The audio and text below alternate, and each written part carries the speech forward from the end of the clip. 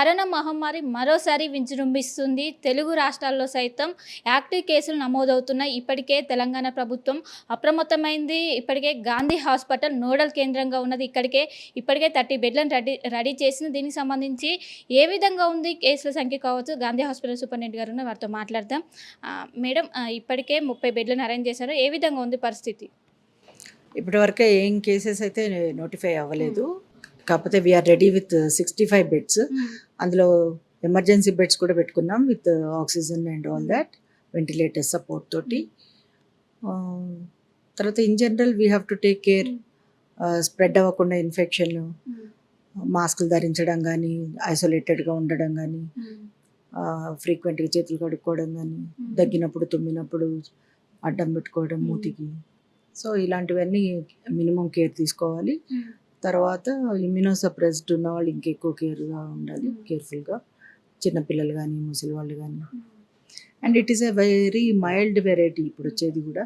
So దానికి అంత severe symptoms ఏమీ ఉండవు. బట్ కరోనా పేరింటిన చాలా మంది ప్రజలు భయపడుతున్నారు. మొదటి నుంచి గాంధీ హాస్పిటల్ ప్రముఖ పాత్ర వహిస్తుంది, ఆ నోడల్ కేంద్రంగా కూడా ఉన్నది. ఏం చెప్తారు మేడం ప్రజలు కావచ్చు? అదే మన జాగ్రత్తలో మనం ఉండాలి.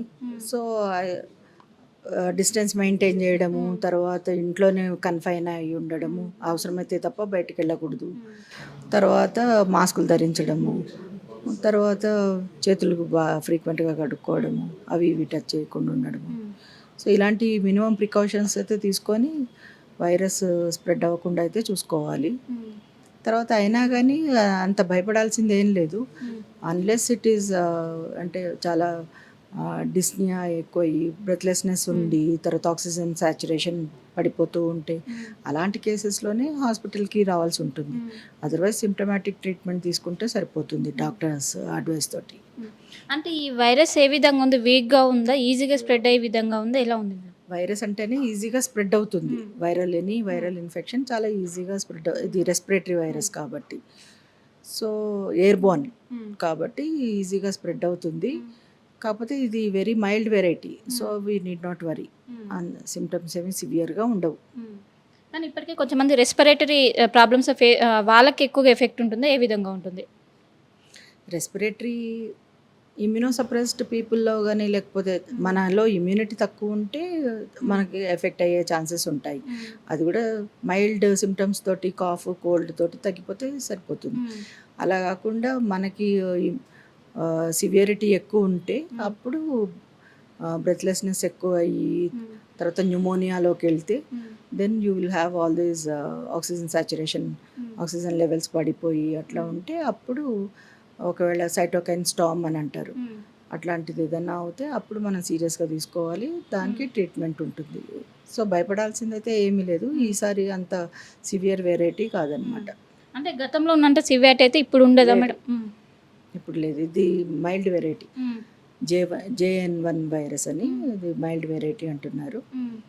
సో తెలంగాణ వైద్య ఆరోగ్య శాఖ నుంచి ఎలాంటి ఆదేశాలు వచ్చాయి కోవిడ్ గురించి? ఇప్పుడు వస్తాయండి. ఇప్పుడు మా పై అధికారుల నుంచి మాకు ఇంకా ఆదేశాలు వచ్చేది ఉంది. నిన్న ఒక గూగుల్ స్ప్రెడ్షీట్ షేర్ చేశారు. అందులో గాంధీకి 50 బెడ్స్ కరోనా బెడ్స్ చేయాలి అని వచ్చింది. అండ్ ఎవ్రీడే నేను చేసిన టెస్ట్లు reports we have to upload in that Google spreadsheet అనమాట. అంటే వచ్చి క్యూర్ అవుతుందా? ఏమైనా డెత్ రేట్స్ ఏమైనా ఉన్నాయా? అంటే క్యూర్ అవుతుంది. సిమ్టమాటిక్ ట్రీట్మెంట్ తీసుకుంటే సరిపోతుంది. అసలు అంత సివియరిటీయే లేదు. అంత దాకా వెళ్తే మనం ట్రీట్ చేయడానికి కూడా మా దగ్గర అన్ని సదుపాయాలు ఉన్నాయి గాంధీలో.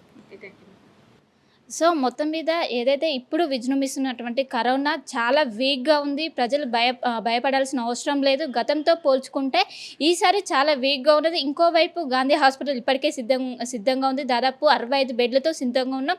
ఇంకా కేసుల సంఖ్య పెరుగుతే మేము పెంచడానికి సిద్ధంగా ఉన్నాం. గతంలో ఏవైతే ఆక్సిజన్ సిలిండర్లు కావచ్చు, వీటిని కొరత లేకుండా ఈసారి సంసిద్ధంగా ఉన్నాము.